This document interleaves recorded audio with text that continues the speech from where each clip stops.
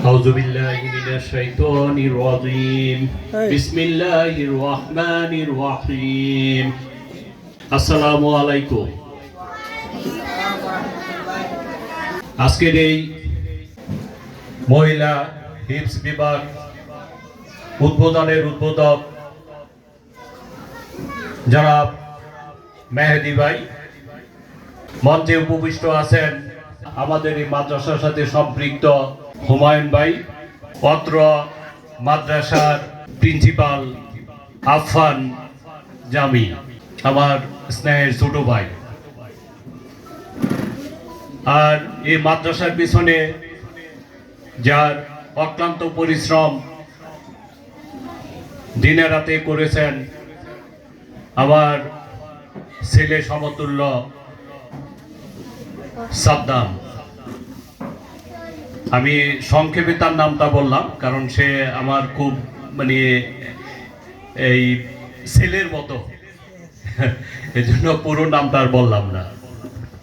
এই মাদ্রাসা প্রতিষ্ঠা লগ্ন থেকে আফফান জামির সাথে যে সবচেয়ে বেশি পাশে ছিলেন আমার ছোট ভাই মাহবুবুল আলম লিটন, তারই প্ররোচনায় আমার এই মাদ্রাসাতে আসা।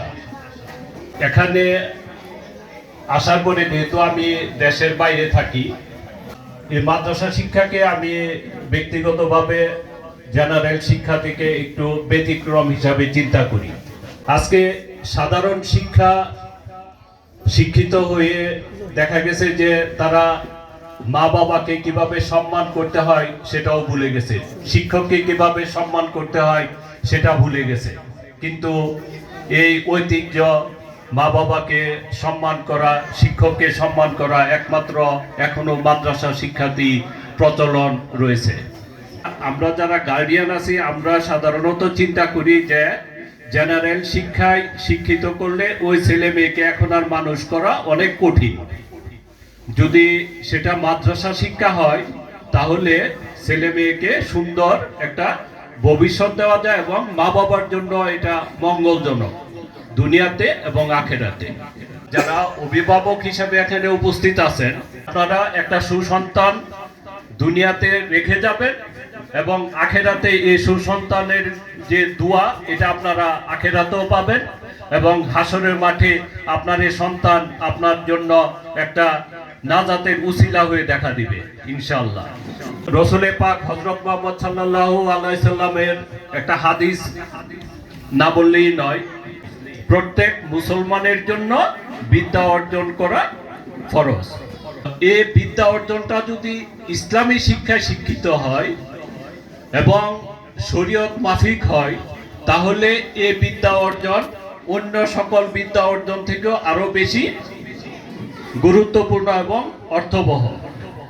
এই মাদ্রাসা এখানে আজকে যারা এই ছোট একটা টিনের ঘরে অবস্থান করতেছে, হয়তো আগামী বছর দেখা যাবে যে আপনাদের সহযোগিতায়, এই ছাত্রছাত্রীদের সহযোগিতায় এবং অভিভাবকের সহযোগিতায় আগামী বছর এটা 3টা মাদ্রাসা হইতে পারে এরকম ইনশাআল্লাহ। শুধু সেক্ষেত্রে আপনাদের সহযোগিতা প্রয়োজন। আমার বাবা প্রাইমারি স্কুলে টিচার ছিলেন। আমরা আলহামদুলিল্লাহ 10 ভাই বোন, তার ভিতরে ভাইদের ভিতরে আমি বড়। আমি যখন মাস্টার্স করি তখনই আমার বাবা মারা গেছে। এরপরে পুরো পরিবারের দায়িত্ব আমার উপরে চলে আসছে। এই অর্থ কষ্টের ভিতরে আমার সর্বপ্রথম আমি সবসময় স্বপ্ন দেখতাম যে আমি যদি এ জায়গায় যাই তাহলে আমি এটাকে কিভাবে সাজাবো, এই স্বপ্নটা আমি দেখি। কিছুদিন আগে তাকে আমি ফোন করে জিজ্ঞেস করলাম যে তোমাদের এখানে কি মহিলাদের কোনো ব্যবস্থা আছে কিনা। প্রতিষ্ঠান করার জন্য এলাকার লোকদের ভূমিকা অনস্বীকার্য। ওনারা যদি সহযোগিতা করেন তাহলে ওই কাজটা যত সহজভাবে করা সম্ভব, বাইরে থেকে আমরা এসে এটা করতে পারবো না। আমি আবুল হোসেন ভাইকে বিনীত অনুরোধ জানাবো যে উনি ওনার এলাকার যারা সম্মানীয় ব্যক্তি আছেন ওনাদেরকেও যেন, যারা পজিটিভ নেগেটিভ সেন্স চিন্তা করেন, ওনাদেরকে বুঝাইয়া পজিটিভে নিয়ে আসা এবং এলাকার লোকদেরকে এই মাদ্রাসার সাথে সম্পৃক্ত করা। একটা বাইরের একটা স্টুডেন্ট বা গার্ডিয়ান প্রথমেই এই মাদ্রাসায় ভর্তি করাইতে গেলে সে স্থানীয় লোকজনের সাথে কথা বলবে। তো স্থানীয় লোকজনের কাছ থেকে যদি সঠিক নির্দেশনা না পায় তাহলে কিন্তু মাদ্রাসা এখানে ওইভাবে উন্নতি লাভ করবে না। যে আবুল হোসেন ভাই এ বিষয়ে একটু জোরালো ভূমিকা পালন করবেন, এখনো করতেছেন, আগেও করছেন, ভবিষ্যতে আর একটু গুরুত্বটা এই মাদ্রাসার প্রতি একটু বেশি দিবেন। তাহলে এলাকার লোকজন, কারণ এই এলাকার লোকজন আপনি ভালো চিনেন এবং আপনি ভালো জানেন যে কাদেরকে এটার সাথে সম্পৃক্ত করলে মাদ্রাসার উন্নয়ন হবে দ্রুত, তাহলে আমরা একটা সুন্দর পরিপক্ক মাদ্রাসা করতে পারবো ইনশাআল্লাহ। আমি সারা জীবন এখানে থাকবো না, আমার সাথে যারা আছেন ওনারাও থাকবেন না একসময়, কিন্তু প্রতিষ্ঠানটা থেকে যাবে। প্রতিষ্ঠানের হিসাবে যত স্বচ্ছতা আসবে তত প্রতিষ্ঠান সুন্দর লাভ করবে। আমি এ বিষয়ে আফফানের সাথে বারবারই কথা বলেছি এবং হিসাব নিকাশের ক্ষেত্রে স্বচ্ছতার বিষয়ে তার সাথে আমি পরামর্শ করেছি।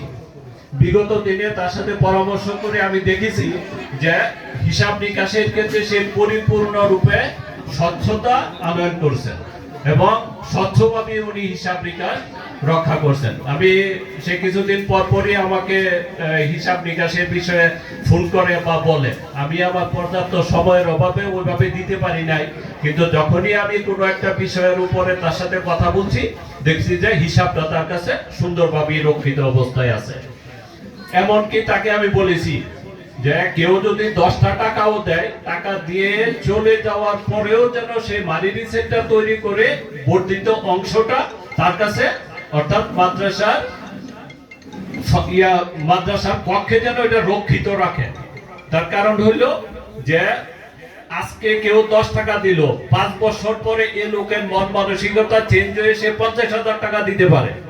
যখন সে 50,000 টাকা নিয়ে আসবে আর যদি 10 টাকার রিসিপ্টটা তার হাতে 5 বছরের আগে রিসিপ্টটা ধরে দেওয়া হয়, তখন এই যে স্বচ্ছতা, এই স্বচ্ছতার জন্য সে 50,000 টাকা দিতে এসে 5 লাখ টাকা দিয়ে দিতে পারে।